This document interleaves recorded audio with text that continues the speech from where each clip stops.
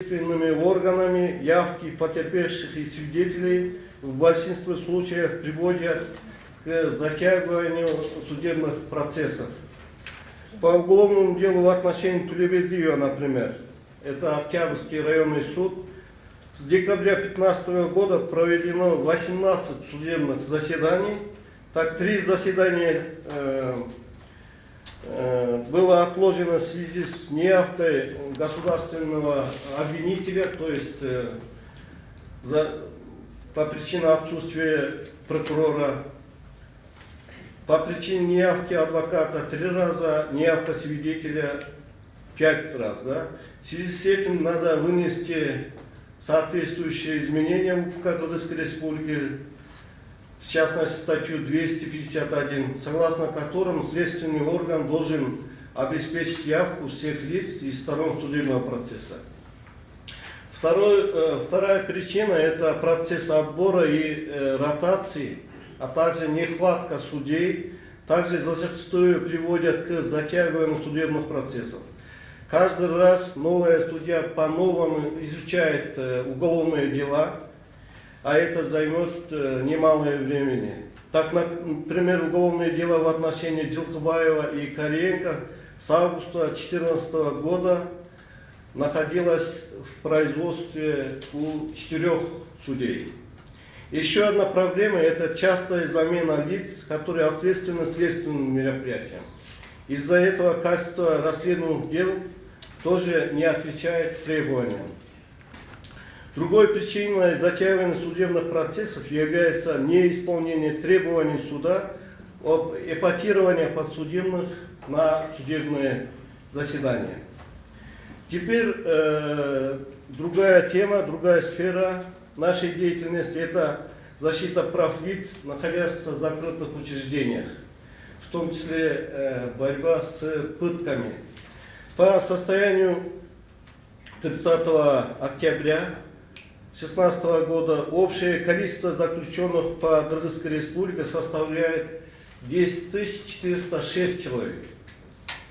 В рамках совместного меморандума, заключенного с Генпрокуратурой и с Центром по предупреждению пыток, наши сотрудники 130 раз провели внезапные проверки и инспектирование в закрытых учреждениях, а также в зданиях органов внутренних дел.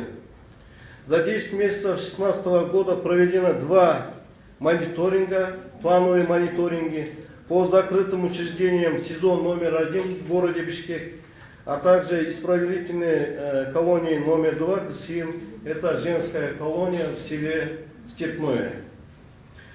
За 10 месяцев 2016 года всего поступило 47 заявлений о применении пыток. По поступившим каждым заявлениям были проведены расследования, были рассмотрены на местах, и все эти заявления были переданы Генеральной прокуратуре для дальнейшего расследования. Мы подготовили спецдоклад по соблюдению социально-экономических прав женщин, которые находятся в местах лишения свободы, село Степное. И анализ показывает, что в местах лишения свободы женщины не имеют достаточного права. В этом отношении необходимо пересмотреть предпринимаемые государственные меры с целью модернизации системы содержания, воспитания, защиты прав женщин, адаптации после выхода из исправительных учреждений.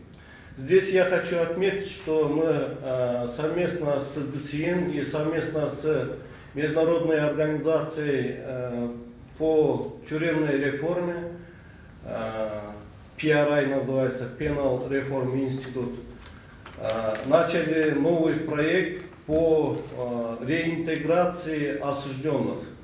То есть, вы знаете, в колониях они в основном не работают, и когда они ходят на свободу, уже нет места работы, нет семей, и они остаются в очень трудных жизненных ситуациях. Из-за этого некоторые из них умышленно совершают преступления, чтобы обратно попасть в колонию. Сейчас вот со стороны новым руководством ГСИН проводятся попытки реформирования вообще всей системы, и я надеюсь, что это получится. Теперь это еще одна сфера, это права детей. Защита прав детей является для нас, для института омбудсмена, одним из приоритетных направлений. По состоянию на 1 января 2016 года в Кыргызской республике проживало 2 336 детей в возрасте до 18 лет, что составляет почти 40% от общего населения страны. Меня больше, как омбудсмена, беспокоит сексуальные преступления в отношении несовершеннолетних, проблемы суицида, проблемы детей с ограниченными возможностями здоровья, а также поборы в школах. Но сначала я хочу начать о хорошем в этом блоке.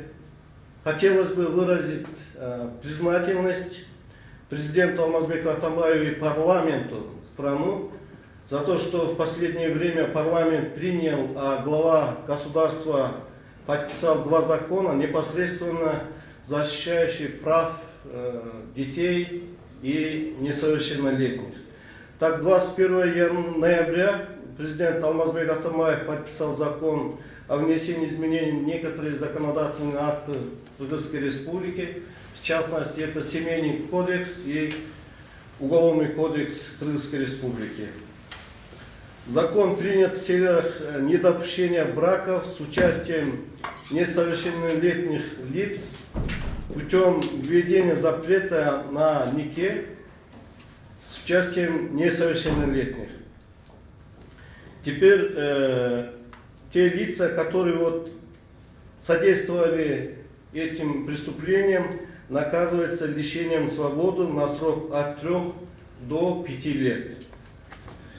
Второй закон, подписанный президентом Атамбаевым, усиливает меры по предотвращению жестокого обращения и насилия в отношении несовершеннолетних. То есть здесь речь идет о том, чтобы не допустили применение УДО, уголовно-досрочное освобождение, лиц, которые совершили преступление в отношении несовершеннолетних.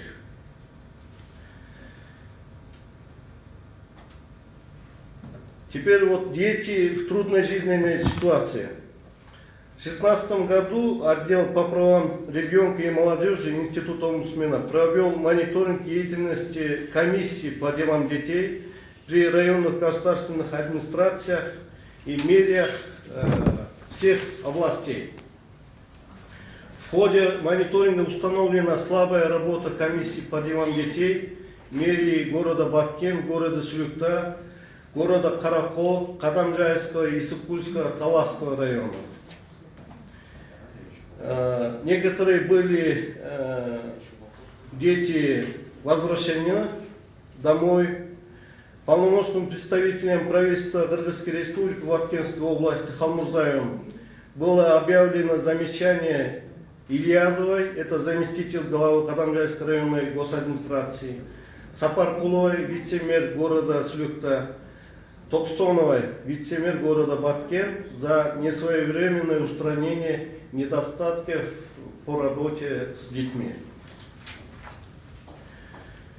Институт омбудсмена Кыргызской республики совместно с Центром помощи детям, пострадавшим от насилия и жестокого обращения, мэрии города Бишкек, при технической и финансовой поддержке ЮНИСЕФ в рамках исполнения государственной программы по юстиции для детей провели исследования по материалам уголовных дел, возбужденных по фактам преступлений в отношении детей.